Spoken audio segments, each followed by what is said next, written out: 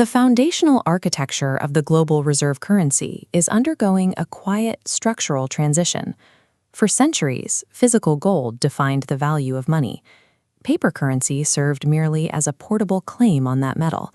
A $100 bill was quite literally a receipt for a specific weight of gold held in a vault. This system ended in 1971, when President Richard Nixon officially decoupled the US dollar from gold, transforming the global economy into a fiat system backed by government credit. However, even a fiat currency requires a physical engine to sustain its global demand. This led to the 1974 agreement with Saudi Arabia, which ensured the dollar remained the indispensable medium of exchange. This established the petrodollar system. By mandating that global oil trades be settled in US dollars, the currency became tethered to the world's most critical fossil energy source. For the last 50 years, global power has been defined by a nation's ability to control the extraction and flow of these fuels. But the infrastructure powering global growth has changed, and the 50-year-old reliance on oil is starting to fracture.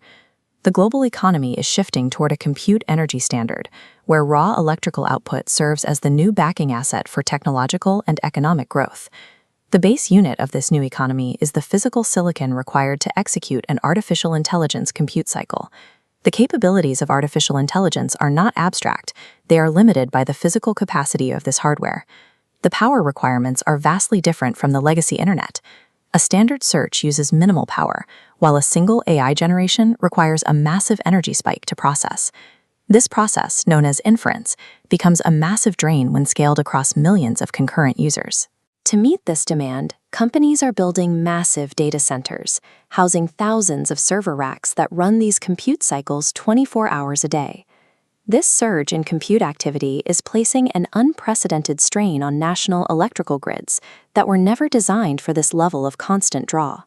When this skyrocketing demand for power hits a fixed supply of legacy energy, the result is structural price increases for everyone on the grid. The rapid expansion of AI is running directly into the physical limits of the current grid, creating a hard ceiling on how fast these technologies can actually scale.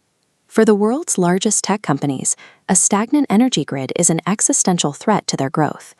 Giants like Google, Amazon, Meta, and Microsoft can no longer rely on traditional state-level utilities to provide the power they need.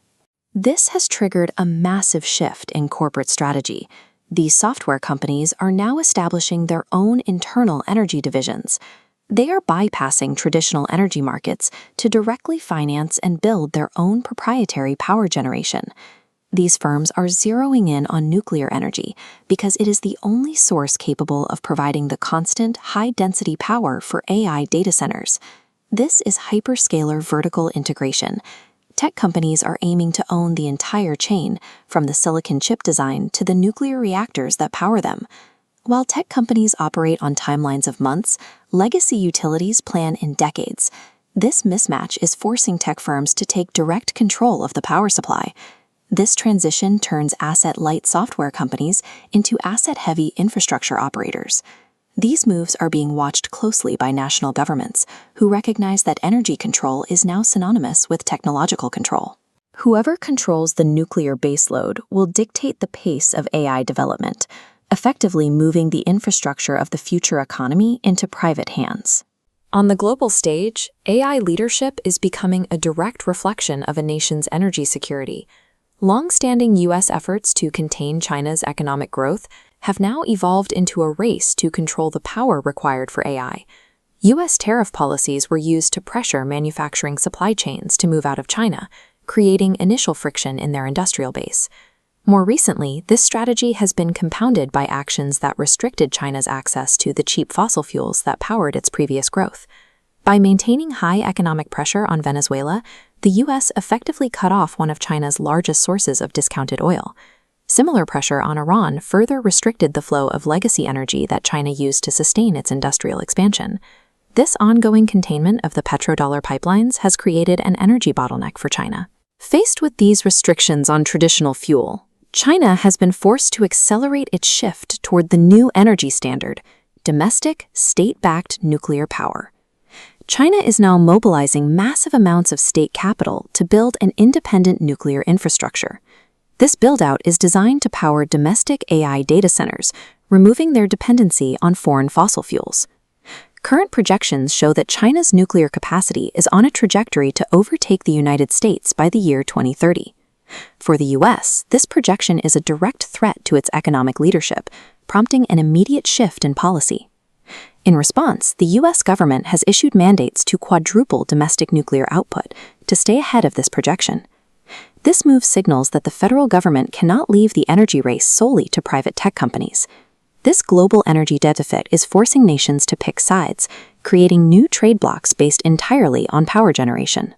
Other nuclear-capable nations are now integrating into these new power alliances to challenge the existing order. These international treaties are beginning to look exactly like the energy supply contracts being signed by private U.S. tech firms. The nature of a superpower is changing. It is no longer just about military hardware, but about the sovereign capacity to generate massive amounts of clean, baseload energy. Institutional investors are already moving to capitalize on this massive shift in global energy demand.